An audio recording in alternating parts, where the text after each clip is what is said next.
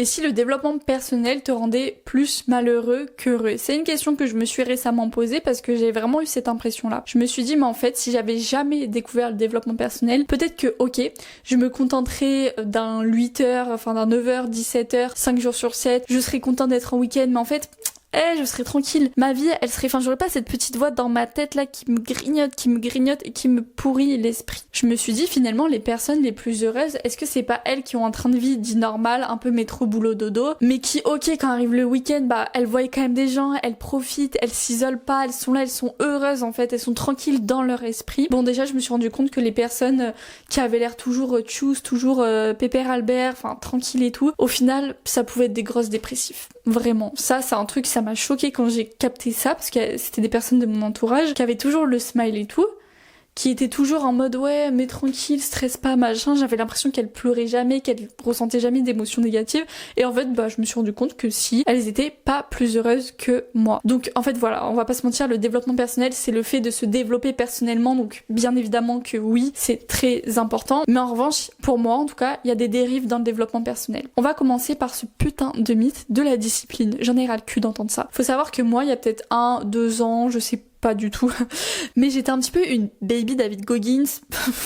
C'est nul comme terme, mais j'aimais trop David Goggins, j'aimais trop les discours. Je me rappelle une fois être allée à la salle de sport en vélo un samedi soir, avoir fait du tapis, de la course, en regardant une vidéo de David Goggins, et j'étais trop fière de moi. Et maintenant, je suis désolée, mais je trouve ça ridicule. Je trouve ça ridicule, pourquoi? Parce que en fait, tu peux très bien sortir le samedi soir, tu peux très bien voir des amis le samedi soir, tu n'es pas obligé d'aller courir sur un tapis comme un con. C'est important de voir des gens, c'est important de voir des gens, même si tu fais rien, parce que bon, si t'as rien envie de faire tes samedis soirs, je suis pas en train de te pousser à aller voir des gens que t'as pas envie d'aller voir, attention, hein. Mais même si t'as envie de rester chez toi et de regarder un film, pas un film de développement personnel, un film que t'as envie de regarder, c'est bon en fait. Pareil avec l'alcool, moi j'interdisais l'alcool parce que je me disais, ah mais en fait l'alcool ça apporte rien de positif, au contraire, donc c'est ciao. Mais en fait si tu bois une bière de temps en temps, je suis pas en train de dire qu'il faut se saouler la tronche, hein, pas du tout, mais si tu bois une bière de temps en temps, ou enfin un cocktail ou quoi, est-ce que ça va changer ta vie? Pas du tout, pas du tout, pas du tout, pas du tout. Et je trouve qu'on se met plein de petites règles comme ça. Il faut se lever tôt, il faut pas boire d'alcool, il faut pas manger de McDo, il faut pas faire ci, il faut pas faire ça. C'est ridicule et en plus de ça, surtout, c'est inutile. Bien évidemment que le McDo c'est pas bien, je vais pas te dire que c'est bien de manger McDo, mais putain, si tu manges McDo une fois tous les 6 mois, tu crois que ça va changer quoi? Ça va rien changer. Ça va rien changer, je suis désolée, mais ça ne va rien changer à ta vie. Et puis surtout, quand tu tiens ce mindset à la David Goggins, où tu vas aller courir, où tu vas manger que des aliments bruts, pas de trucs transformés, etc., c'est très bien, attention, je dis pas le contraire, c'est très bien. Mais combien de temps tu vas durer? Ah bah là ça fait 3 semaines que je tiens le truc. Ah oui, t'as l'impression, ça fait 3 semaines que tu tiens le truc, t'as l'impression que tu vas durer toute ta vie? Pas du tout. Moi c'est un truc auquel j'étais tellement attachée, mais il y a encore pas longtemps, hein, en décembre 2025, je m'étais fixée, enfin j'avais créé un peu un mood board 2026, j'aime toujours ce mood board, je m'y fie toujours entre guillemets, mais en fait des fois j'avais mis par exemple faire 10 000 pas tous les jours. Là je suis sortie du travail à 16h30, le temps de rentrer chez moi il est 17h. Oui, si j'ai le temps d'aller marcher et tout je le fais, si j'ai pas le temps j'ai pas le temps en fait, genre c'est comme ça, enfin voilà. Parce que en plus de ça je devais lire un livre de développement personnel toutes les semaines, enfin au final plein de petits trucs accumulés, ce qui fait que t'as plus le temps de regarder une vidéo YouTube, de regarder un dessin animé, un truc futile, un truc divertissant. Ouais mais des fois le truc divertissant et futile c'est celui qui va te faire le plus grand bien. Parce que quand tu vas regarder ton petit film comique qui n'apporte rien, c'est du divertissement, mais ça va te réchauffer ton petit cœur en fait. Bref, tout ça pour dire que des fois ça va être plus productif de regarder des trucs divertissants que d'être tout le temps dans l'action. Et au final, tes actions, elles vont servir à quoi? À part te faire chier, à rien, tu vas te dégoûter du truc et tu ne vas pas être régulier. Et quand tu n'es pas régulier sur quelque chose, il faut savoir que ça bousille ta confiance en toi. Parce que quand tu te dis je vais faire ci, je vais faire ça, je vais faire ci, je vais faire ça, que tu le tiens et que t'es trop content, et qu'à un bout d'un moment tu le tiens plus petit à petit, parce que souvent tu n'arrêtes pas tes bonnes habitudes comme ça, souvent ça se dégrade petit à petit, et que un jour tu fais le bilan, t'es en mode ah j'avais dit que je faisais ça et j'ai rien fait de tout ça, et ben ça bousille ta confiance en toi. On va parler de confiance en soi. Il n'existe pas de recette miracle pour avoir confiance en soi. Arrête de regarder des vidéos sur YouTube. Le développement personnel, c'est personnel. Moi aussi je fais des vidéos sur internet. Mes vidéos sur internet, elles ont pour but de te faire un peu justement lâcher prise avec la productivité, avec se comparer sur les réseaux, si ça, parce que moi je suis quelqu'un de très comme ça à la base, et j'apprends petit à petit à lâcher prise. Je t'apprisais que toutes mes vidéos, je les fais parce que je me sens extrêmement concernée Mais même encore maintenant, parce que moi ça m'arrive encore d'être en mode hier j'étais pas productive en rentrant du travail, ça m'a saoulée, ça m'a trop énervée. Donc je fais cette vidéo pour toi, mais je la fais aussi pour moi. Bref, tout ça pour dire que la confiance en soi, ça ne s'apprend pas sur internet. Par exemple, si t'es quelqu'un de timide et que tu ne veux plus être timide, qu'est-ce qu'il faut faire? Il va falloir que tu ailles parler à des gens. Ah oui, mais j'ai pas envie. Bah en fait, il va falloir que tu ailles parler à des gens. Est-ce que ça veut dire que tous les jours tu dois aller parler à quelqu'un pendant 10 minutes, tenir une conversation et tout? Non, pas du tout. Comme je l'ai dit tout à l'heure, en fait, quand t'as ton travail, quand t'as ton sport, quand t'as ci, etc., au bout d'un moment, il faut être réaliste aussi. Mais par contre, quand tu vas être dans des situations, je sais pas, au travail, essaye de poser des questions, essaye de te lancer des micro-défis. Et ces micro-défis, même s'ils te semblent ridicules, petit à petit, ça va renforcer, alors peut-être pas ta confiance en toi, mais ça va renforcer la confiance sur le fait que tu peux aller aborder des gens. Quand je dis aborder des gens, ça veut pas dire être hyper intéressant. Ah waouh, telle personne elle a dit ça, oh t'es trop intéressant, machin.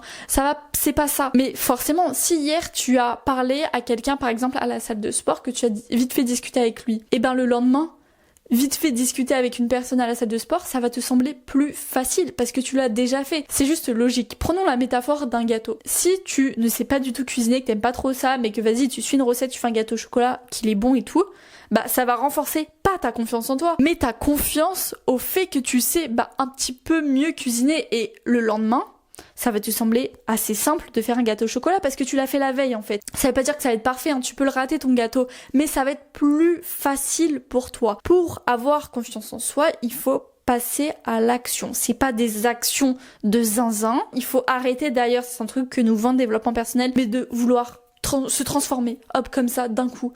On n'est pas Mimi Mathieu, on n'est pas Joséphine Ange Gardien, on ne peut pas claquer des doigts, malheureusement. Moi aussi j'aimerais bien le faire, mais voilà, ça prend du temps, et comme dit un proverbe, un dicton, je sais pas, mais toutes les bonnes choses prennent du temps.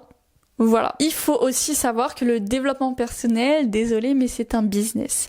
Je pense par exemple au livre Comment se faire des amis. Moi j'ai acheté ce livre dans le but de vraiment me faire des amis. Je l'ai acheté il y a longtemps pour ma défense. Et quand j'ai terminé la lecture de ce livre, ça m'a pas aidé à me faire des amis. Parce que comme je vous l'ai dit, tu ne vas pas apprendre à avoir confiance en toi, à te faire des amis, etc.